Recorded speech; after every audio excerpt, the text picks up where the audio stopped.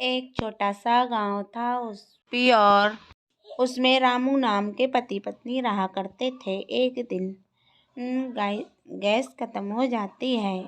तभी नीलिमा कहती है, क्यों जी सुनते हो, आज गैस भी नहीं है, खाना कैसे पकाऊंगी, पैसे भी नहीं हैं सिलेंडर के लिए। तभी रामू से कहती है, ऐसा करो कि काम करने के लिए फिर जाना, पहले लकड़ियों का इंतजाम कर दो, मैं चूल्हे से ही खाना पका लूंगी। अरे हाँ, बोल तो सही रही हो, चलो पहले लकड़ी ही ला देता हूँ। रामू लकड़ी की तलाश में जंगल को निकल पड़ता है। जंगल से लकड़ियों का गट्ठा लेकर घर आ जाता है और कहता है, लो जी, ये लकड़ी है, इससे खाना पका लो, मेरे पेट में बहुत जोरों की भूख लग रही है, कुछ खाने को ले आओ। वह बोलती है, क्या पकाऊं? अरे भाग्यवान, जो हो वो पका लो। अरे घर में सब्जी भी नहीं है, सब्जी भी खत्म हो चुकी है, मार्केट भी जाना है, कुछ सब्जी भी लाना है। अरे मैं तो काम से जा रहा हूँ, तुम ही ले आना। अरे आप कहते हो तो मैं चली जाऊंगी, ले आऊंगी। चलो अभी तो कुछ तो बनाओ खाने के लिए। हाँ अभी तो बना रही हूँ, चलो रूखा सूखा कुछ बना लो। अरे भाई, चलो मैं तो खाने लगा। गोपी, मैं तो जा रहा हूँ, मुझे मालिक ने बुलाया है काम पे, मैं जा रहा हूँ लकड़ी काटने के लिए। रामू चला जाता है। अरे जाते हो तो जाइए, चलो मैं ही सौदा ले आऊंगी। अरे तब तक मैं तो बाजार हो आती हूँ। वह बाजार में देखती है, अरे क्या चीज़ अच्छी है, क्या चीज़ खरीदूं। मेरा तो मन नहीं कर रहा, क्या क्या चीज़ खरीदना है, चलो ले लेती हूँ। गोपी बाजार पहुँच जाती है और वहाँ से सारी सौदा ले आती है। अरे आप आ गए, मैं भी सौदा ले आई। ये देखना, ये चीजें लेके आई हूँ। और मेरी बात सुनो, मुझे भी जाना है शॉपिंग के लिए। मेरी साथ की सहेलियां भी जा रही हैं, मैं भी जाऊंगी। अरे भाग्यवान, तू तो जानती है हमारे पास इतने पैसे कहाँ हैं जो हम शॉपिंग कर पाएंगे। अब फिर भी तुम भी बीमार रहती हो हमेशा, मैं इतने सारे पैसे कहाँ से लेके आऊंगी, कहाँ से लेके आऊंगा। अरे चलो खैर कोई बात नहीं, पता नहीं भगवान ने हमारे ही नसीब में लिखी है ये गरीबी। अच्छा मैं चलता हूँ काम के लिए। वह लकड़ी काटने चला जाता है मालिक के कहने पर, और संग के साथी भी चले जाते हैं। वहाँ जंगल में पहुँचते ही रामू लकड़ी काटने लगता है और जो साथ के थे वो भी, कोई लकड़ी डाल रहा है ट्रॉली में तो कोई काट रहा है। रामू काट काट कर देता है और साथ के जो लोग थे वह लकड़ी डाल डाल कर ट्रॉली में आते हैं। अरे भगवान, देखो तो कितनी दूर ट्रॉली खड़ी करी है, मैं तो थका जा रहा हूँ, कितना टाइम लग रहा है यहाँ पे तो। अरे मालिक, थोड़ा नजदीक ही कर लेते ट्रॉली तो थोड़ा जल्दी हो जाता। अरे श्यामू, पास में ले जाने का कोई रास्ता भी तो नहीं है, यहाँ पे जगह सही है, यहीं पे मैंने कर लिया। ऐसे धीरे धीरे करके वह सारी पूरी ट्रॉली भर देते हैं और अपना काम जल्दी जल्दी निपटा देते हैं। तब तक शाम हो जाती है। वह सब लोग अपने अपने घर चले जाते हैं ट्रॉली पर बैठकर। वैसे ट्रॉली पर बैठते हैं, मगर ट्रॉली ऊंची होती है तभी बैठने में बहुत ही आनंद आता है। देखो तो कितना आनंद आ रहा है। आपके लिए कुछ तो पैसे मिले होंगे, ये इन पैसों से अब तो अपने घर का गुजारा खूब समय से चलेगा। हाँ भाई, इतने पैसों में देखती हूँ पूरा महीना कैसे खर्च करूँगी। अरे भाग्यवान, अब जितना है उतने में ही रहना सीखो। वो तो है ही, अब जितना है उतना तो खर्च करना ही पड़ेगा।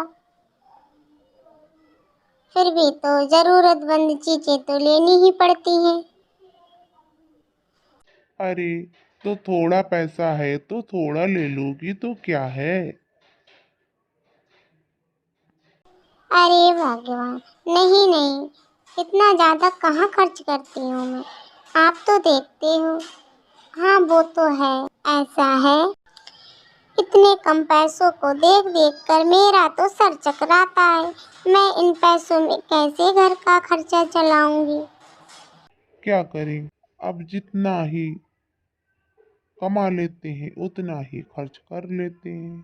भगवान ने पता नहीं हमें क्यों गरीब बनाया है। चलो जो कुछ है, घर का गुजर बसर तो चल ही रहा है। बस घर का गुजर बसर चलना चाहिए। पेट ही पलना चाहिए, भरपेट भोजन मिल जाए और घर का खर्चा चल जाए। और क्या करना है हम गरीबों को। एक दिन गोपी की सहेली गोपी के घर आती है नीलिमा। वह बोलती है, अरे जीजी, अब तो बहुत दिनों में आई हो। हाँ, कहाँ फुर्सत मिलती है घर के काम काजों में। आज मेरा मन हुआ तो मैं आ गई। वो तो बात है, घर के काम काज में कहाँ टाइम मिलता है। अरे मेरी भी तबीयत सही नहीं रहती है। मैं तो बीमार पड़ी रहती हूँ। घर का इतना सारा काम भी है, वो भी करना होता है। अरे जीजी, आप तो काफी दिनों से बीमार हैं। क्या दवाई गोली नहीं कराती? अरे बहन, दवाई गोली तो बहुत कराती हूँ, मगर कोई आराम नहीं है। दवाई खा लेती हूँ, काम कर लेती हूँ, ऐसे करते करते कई सालें हो गई हैं। अरे बहन, तो कहीं दिखा लेती हूँ। कहाँ दिखाऊं? तू ही बता दे, तेरी नज़र में कोई हो। अरे वहाँ वो पकड़िया वाले बाबा हैं, उनके पास दिखा देना। क्या पता कोई ऊपरी चक्कर हो। अरे बहन, मैं इन ढोंगी बाबू के चक्कर में नहीं पड़ती। अरे जभी तो इतनी सालों से बीमार है। नहीं माने तो मत मान। चल अच्छा दीदी, बुरा नहीं मानना। चल तू कहती है तो मैं वहाँ दिखा लेती हूँ एक बार। चलो भाई, दिखा लेती हूँ। वह उनके कहने पर बाबा के पास जाती है। अरे बाबा, मैं आपके पास आई हूँ। आपका मैंने बहुत बड़ा नाम सुना है। हाँ बच्चा बोल, कैसा आना हुआ। हाँ मैं जानता हूँ तू बहुत परेशान है और अपने दुखों का निवारण करने के लिए यहाँ आई है। अरे बाबा, आप तो अंतर्यामी हैं, आप तो सब जानते हैं। तो मेरी ये परेशानी दूर करो। हाँ ये हवन करना पड़ेगा। बच्चा तू ठीक तो हो जाएगी, मगर 5051 रुपये देना पड़ेंगे। अरे बाबा, इतना हम गरीब लोग हैं, इतना कहाँ से लाएंगे। अब सही होना है तो इतना तो देना ही पड़ेगा। अरे कुछ तो करना ही पड़ेगा। तब वह अपने घर जाती है। तभी शाम होने पर रामू घर आता है। गोपी रामू से कहती है, क्यों जी, वो दीदी आई थी, पड़ोसन दीदी। वो बता रही थी वहाँ पर दिखा लेना। बाबा रहते हैं पकड़िया के पास में, वहाँ काफी लोग सही हो गए हैं। चलो भाई दिखा लो, वहां पे भी दिखा लो। मैं उस बाबा के पास गई थी। उसने 5051 रुपये मांगे थे। पैसों का जुगाड़ कर दो, जब ही वहाँ दिखा लेंगे। रामू जिस मालिक के यहाँ पर काम करता है उसके पास जाता है और उससे 5,000 रुपये ले आता है। तभी वह बाबा के पास अपनी बीवी को लेकर जाता है।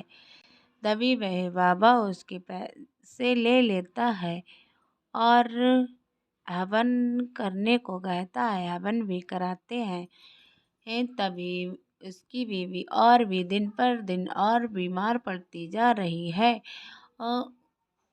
और चारपाई से उससे उठा नहीं जाता।